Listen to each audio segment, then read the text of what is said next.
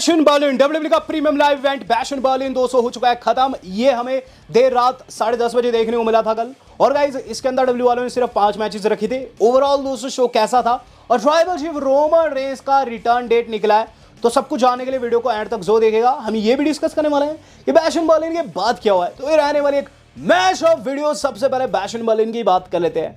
Bash in Berlin दोस्तों जैसे कि नाम सजेस्ट कर रहा है, बर्लिन जर्मनी से लाइव था, गंथर का गढ़ था। सबसे पहला मैच दोस्तों डब्ल्यू वालों ने सरप्राइजिंगली रख दिया कोडी रोड्स का। लिटरली कोडी रोड्स का मैच सबसे पहले रख दिया। ओवंस के खिलाफ था। एक्सपेक्टेड था कि हो सकता है कि ओवंस जो है इसमें हील टर्न कर दे, लेकिन ओवंस का यही जो चीज़ था ना, उन्हें नुकसान दे गया। ओवंस को 2 मौके मिलता है मैच के अंदर दोस्तों। कोडी को तगड़ा ओवेशन मिलता है और गाइज वहाँ ओवंस को थोड़ा कम मिलता है, लेकिन ओवंस को भी अच्छा खासा सपोर्ट था। उन्हें 2 मौके मिलते हैं। जब एक जगह पर कोडी रोड्स का पता चल जाता है कि वाकई में इंजर्ड है, उनकी टांग में दोस्तों इंजरी साफ दिखाई देती है ओवंस को, लेकिन वो टांग पर मारने से थोड़ा सा खुद को रोकते हैं। और उसके बाद दूसरा मौका तब जब बाहर पॉपअप पावरबम की बारी आती है और वहाँ दोस्तों ओवंस पॉपअप पावरबम नहीं मारते हैं, दोस्ती के करके वो भी छोड़ देते हैं। इसके बाद जो ने क्रैश रोड लगे 1 2 3 तो लगातार लगे। यहाँ ओवंस का स्टनर भी फेल गया, कोडी रोड्स किक आउट कर दिए। और जो आखिरी क्रैश रोड लगा है वो गाइज आप कह सकते हैं घाव के ऊपर नमक के जैसा था, क्योंकि एक टांग के साथ कोडी रोड्स ने वो लगाया और गाइज ओवंस की पिन कर दी। आफ्टर द मैच एक्सपेक्टेड था कि हिल टर्न हो सकता है, वो भी नहीं हुआ, बल्कि दोनों आपस में गले लग जाते हैं और इस तरीके से ये मैच खत्म हो जाता है। तो ओवरऑल दोस्तों मैच का रिजल्ट तो वही था, लेकिन आफ्टर माथ दोस्तों थोड़ा सा डिफरेंट रहा है। यहाँ ओवंस को मेरे हिसाब से हिल टर्न करना चाहिए था। अब उनका कोई भी चांस नहीं है कि आगे जाकर दोस्तों वो कोडी को चैलेंज करेंगे। इसके बाद दोस्तों जो अगला मैच डब्ल्यू वालों ने रखा था वो गाइज मुझे बहुत अच्छा लगा है। ये जो पर्टिकुलर मैच था गाइज ये काफ़ी तगड़ा था। और गाइज ये था हमारे अपने बियांका ब्लेयर जेड कारगिल का, जिसके अंदर दोस्तों रिजल्ट वैसे है जैसे कि ऑड्स में बताया जा रहा था। बियांका एंड जेड को काफ़ी अच्छी ओवेशन मिलती है और परफॉर्मेंस भी उनकी काफ़ी अच्छी थी। अल्बा फायर की बात करूँ वो भी काफ़ी अच्छा लड़ रही थी और डॉन भी काफ़ी अच्छे से दोस्तों फाइट दे रही थी। सभी अच्छे से फाइट दे रहे थे, लेकिन एंड में दोस्तों जब जेड को टैग मिलता है ना तो पावर का पता चलता है। जेड ने जो डिस्ट्रक्शन मचाई है लिटरली देखने वाली थी।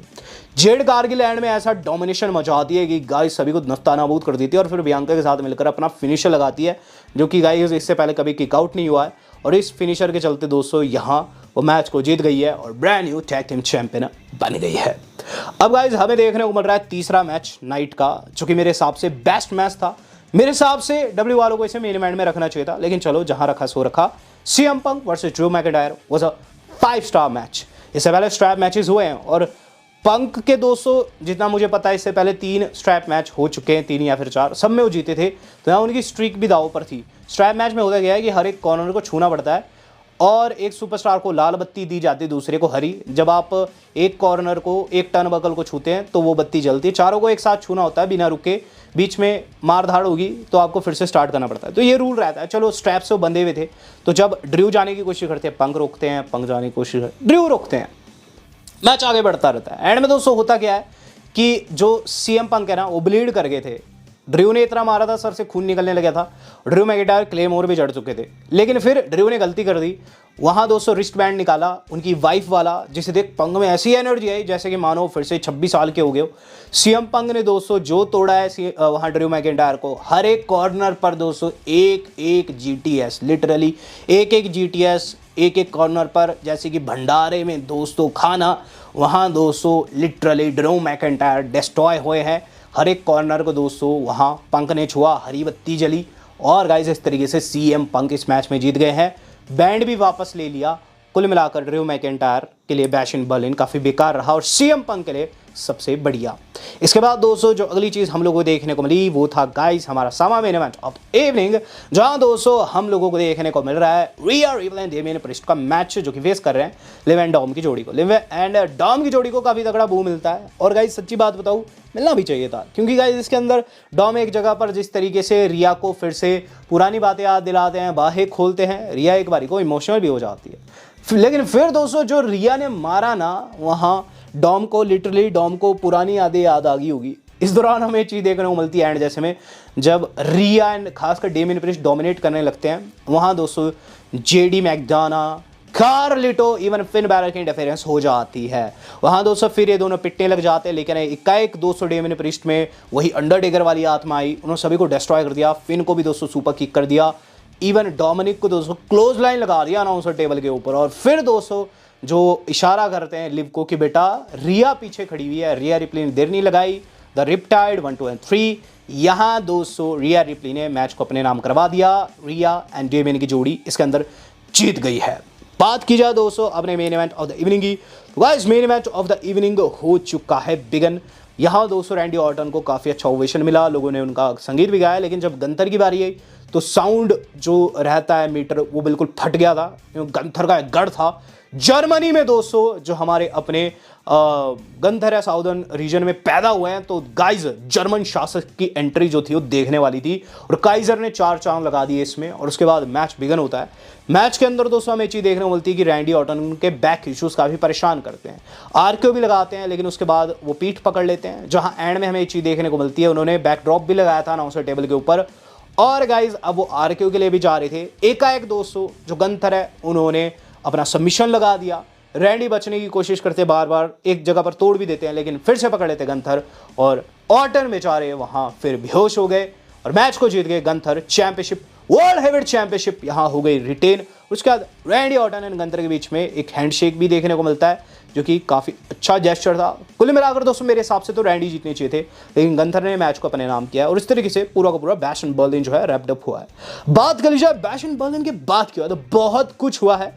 सबसे पहले तो दोस्तों हम बात कर लेते हैं कि ट्राइबल चीफ रोमन रेंस के ऊपर क्या अपडेट है और सोलो सिकागा का क्या होने वाला है। माइकल कोल ने बैश एंड बर्लिन में कंफर्म कर दिया, जैसी कोडी रोड्स मैच को जीतते हैं वहां कंफर्म कर देते हैं माइकल कोल कि जो अब नेक्स्ट मैच होगा वो होगा सोलो वर्सेस कोडी। वो कहते हैं कि कोडी सोलो इज कमिंग फॉर या, यानी कि अब सोलो तुम्हारे पीछे आने वाला। तो नेक्स्ट प्रीमियर इवेंट जो भी होने वाला है वहां हम लोगों को सोलो वर्सेस कोडी देखने को मिलने वाला है। और गाइज इसीलिए कहीं ना कहीं ओवंस जो है गले वाले लगे हैं वहां कोडी के, क्योंकि अब ये राइवलरी कंटिन्यू नहीं होने वाली है। अब बात लग रही है जब दोस्तों ट्राइबल चीफ रोमन रेंस की, तो रोमन रेंस की दोस्तों जो इससे पहले डेट थी वो कंफर्म नहीं थी। मैंने आपको बताया भी था कि डब्ल्यू वाले जानबूझकर ऐसा कर रहे हैं कि जो 13 सितंबर का स्मैकडाउन रहेगा, जो कि यूएसए नेटवर्क पर शिफ्ट होने वाला है फॉक्स से, वहाँ गाइज रोमन रेंस को अब एडवर्टाइज नहीं किया जा रहा। ये जानबूझकर किया जा रहा था, लेकिन यूएसए नेटवर्क से नहीं रहा गया, जिन्होंने देर शाम एक ऐसी पोस्टर डाल दी जिससे सब कुछ क्लीन कट क्लियर हो गया। यहाँ वो क्या चीज़ लिखते हैं, वो लिखते हैं from the big dog to the tribal chief Roman Reigns has become the GOAT over the past few years, यानी कि बिग डॉग से लेकर ओटीसी की जर्नी रोमन रेंस को ग्रेटेस्ट ऑफ ऑल टाइम का दर्जा दे चुकी है।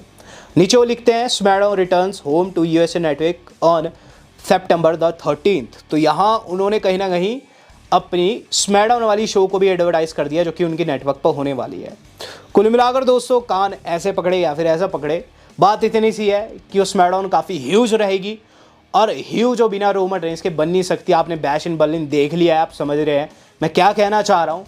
यहाँ दोस्तों रोमन रेंस आने वाले हैं 13 सितंबर की फ्राइडे स्मैकडाउन को, और कुल मिलाकर दोस्तों वहाँ कहर बरपाने वाले हैं। ये चीज़ हो चुकी है कन्फर्म। बात कर ली जाए दोस्तों कोडी की, कोडी के साथ क्या हुआ बैश एंड बर्लिन के बाद, तो कोडी के सामने दोस्तों काफ़ी बड़ी चुनौती आ गई बैश एंड बर्लिन के बाद। लिटरली वहाँ जो द गेम ट्रिपल एस थे, प्रेस कॉन्फ्रेंस का हिस्सा होने वाले थे, लेकिन बेटी की एडमिशन करानी थी कॉलेज में, तो वो चले गए वहाँ से। लिटरली यही हुआ है और कोडी रोड्स को सारे सवालों को जवाब देना पड़ गया। सवाल था ब्रॉक लेसनर विंस मैकमैन कांड के ऊपर, जो कि यौन शोषण का मामला था, बस उसी पर सवाल पूछ लिया कोडी से। कोडी से जवाब ही नहीं दिया गया। वो बोले कि मेरे पास इससे जुड़ी इनफ इन्फॉर्मेशन नहीं है, मैं कुछ नहीं कह सकता। फिर बात लगी नेटफ्लिक्स वाली डॉक्यूमेंट्री की, जो कि विंस की आने वाली है। ऑब्वियसली वहाँ विंस को डिस्ट्रॉय किया जा रहा है उस डॉक्यूमेंट्री में। तो कहते हैं कि हमारा कोई भी डब्ल्यूडब्ल्यूई का एम्प्लॉई इसके अंदर पार्ट नहीं है और हमारी तरफ से इसके अंदर कोई भी इन्फो नहीं दी जा रही, तो इस पर भी मैं जवाब नहीं देना चाहता। तो यहाँ दोस्तों कोडी रोड्स को काफ़ी मुश्किलात का सामना करना पड़ा और गाइस कहीं ना कहीं वो काफ़ी कंफ्यूज रहे इस कॉन्फ्रेंस में, लेकिन सीएम पंक कंफ्यूज नहीं थे। After the show, after the bash in Berlin, उन्होंने कंफर्म कर दिया है कि अब ड्रू के पीछे नहीं जाना चाहते। वो कहते हैं it's definitely the end of me and Drew McIntyre, now it's time for me to move on, I am coming for the gold, यानी कि मैं गोल्ड के पीछे जाने वाला हूँ।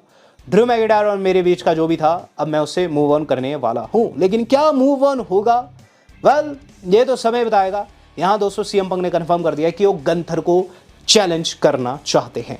प्लस दोस्तों रिया रिप्ली ने अपने जो पिनफॉल रहता है उसका नाम भी बता दिया, काफ़ी अश्लील पिन फॉल रहती है रिया रिप्ली की वो, और उसका नाम उन्होंने बताया है कि प्रेट्जल है, प्रेट्जल पिन उन्होंने इसका नामकरण किया है। अब इसका क्या मतलब रहता है ये तो मुझे नहीं पता, लेकिन कुल मिलाकर दोस्तों यहाँ उन्होंने ये चीज़ साफ कर दी है कि वो इस पिन फॉल को कहेगी प्रेट्जल पिन। और अब बात के लिए जाए दोस्तों गंथर की, गंथर ने कुल मिलाकर दोस्तों ज़्यादा कुछ नहीं कहा, वो बस ये कहते हैं कि यूरोपियन क्राउड बेहतर रहती है अमेरिका की क्राउड से, उन्हें जैसी एक्सपेक्टेशंस थी वैसा ही रहा। और एक जगह पर जहां वो रैंडी से मैच के बीच में बात कर रहे थे, रैंडी को उनकी बातचीत सुनाई भी नहीं दे रही थी। कुल मिलाकर दोस्तों यहां गंथर ने साफ कर दिया है कि क्राउड काफ़ी अच्छी रही है बैश एंड बर्लिन की, और ये चीज़ भी कही है कि आगे वो फोकस करेंगे नेक्स्ट ओपोनेंट के ऊपर, जो कि हम नहीं जानते कौन रहने वाला है। वेल आप किसे देखना चाहेंगे गंथर को चैलेंज करते हुए, do let me know in the comment box. Video आज कितनी थी, आज तक के लिए इतना ही, धन्यवाद, शब्बा खैर।